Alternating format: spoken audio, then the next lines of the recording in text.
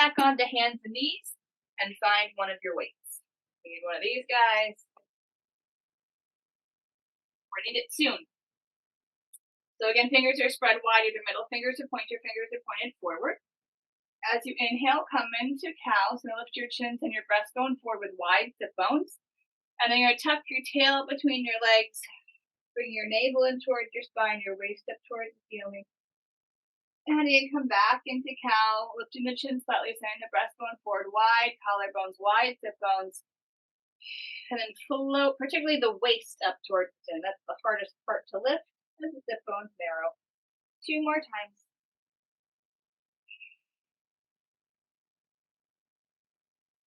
One more. Come back into neutral. You're going to lift both feet just barely off of the mat. Swing your feet to one side, looking over your shoulder at those feet, and then over to the other side.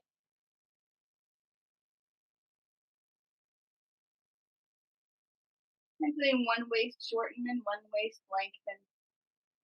And notice if it's easier to see your feet on one side or the other. And then play detective. So you can figure out, why is it easier to go this way than that way? If you notice a difference. So, oh, maybe it's this. Let's see if I can copy and paste that to the side that doesn't move as well. So maybe it's the movement of the hips, or the movement in the hip joint, or maybe it's the waist bending more, the shoulders moving. So you're just trying to see, okay, what body parts are moving better on this side versus that side. And then you're going to come back to center, lower your feet back down. You're going to take your tailbone, imagine it's a pencil or a paintbrush, and we're going to draw a circle on the wall behind us with our tailbones. This is called poodle tail. We're going to take our little poodle tails in a circle.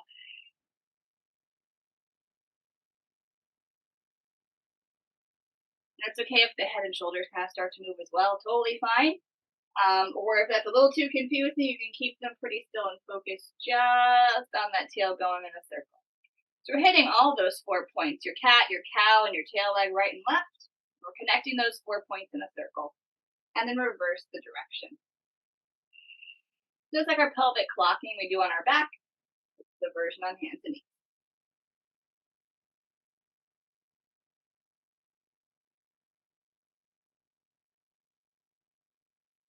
And now, Pesci, if you need to go onto your wrists, or if you haven't already done that already, feel free to go ahead. You've had plenty of time doing some weight bearing on your wrist if you need to change the position.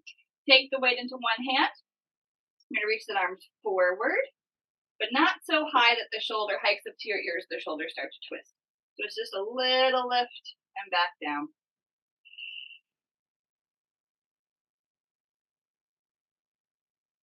Shoulders stay square, hips stay square.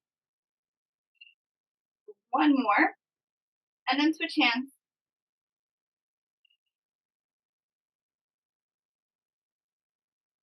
So just like sitting, we're just seeing how far the arm can go, essentially like in the direction of over our head. So if we were doing it here before, now we're reaching forward. How much can that shoulder flex without the spine moving? And then switch hands again. This time, with the thumb aimed up toward the ceiling, you're going to take the arm with or without the weight. Shoulders stay square, out towards the side, and about parallel to the floor. Not beyond parallel.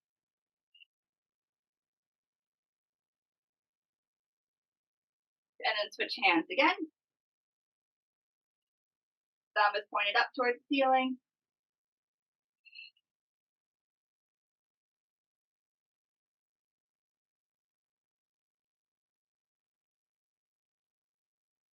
Switch hands again. We're almost done. We have 2 more versions of this to go. So instead of forward, instead of side, we're going to go in a little diagonal. That's slightly forward, slightly side.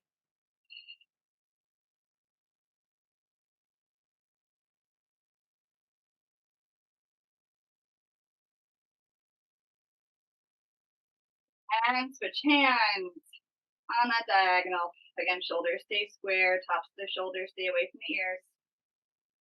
Watch that your tail has started to tuck under. The last version. Time to do our triceps. You're going to take the weight, you're going to bring it back by your side. You're going to lift it up just a couple of inches and down.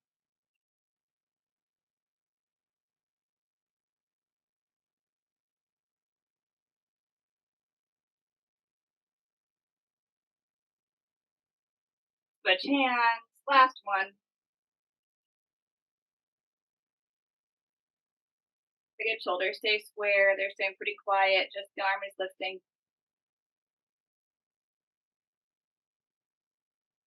Lower the weight down. Ooh, sit back on your heels if that's uncomfy. You can actually sit back on a foam roller, or you can grab a pillow and sit back on a pillow for a minute. Roll your shoulders around. Give a little massage.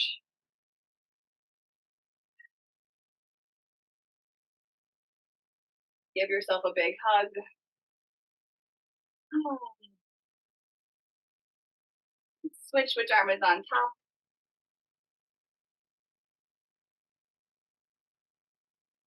And then clasp your hands behind your back. You're going to bring your hands down towards your heels, down towards the floor, and lift your chin. Send your breast bone towards the ceiling and stay here and breathe. If it feels like too much of a stretch, you can take a pause, do it again, hold it for a second or two, take a pause, do it again, or just stay there and hold it and breathe.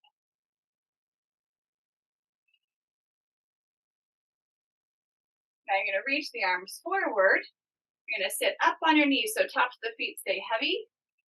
Give a couple of options. We're not going to sit all the way back on the heels again. So the feet can be like this, or if you want to turn the toes under and have the feet flex, if that feels better, go ahead. But also might feel better is to take your pillow, rest your knees on it, and have the feet go off the back of the pillow. That might be more comfortable. So there's a few options. This actually feels kind of nice today. So I'm going to do this version. So knees and shins on the pillow if you want. You could also roll it, put up a towel or a blanket or something that works too, and just let the toes hang off the back. The arms are reaching forward. You're going to sit back as if you're going to sit on your heels, and then back on your knees. So working those glutes and hamstrings, stretch out the front of the thighs. So wide sit bones, narrow sit bones.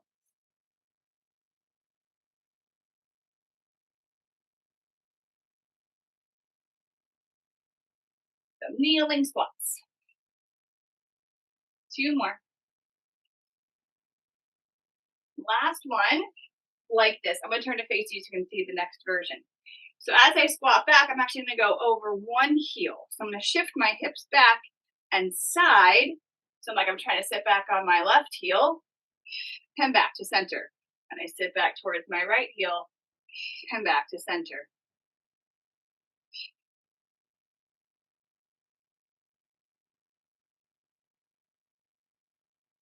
So feel those sit bones widen and narrow and widen and narrow.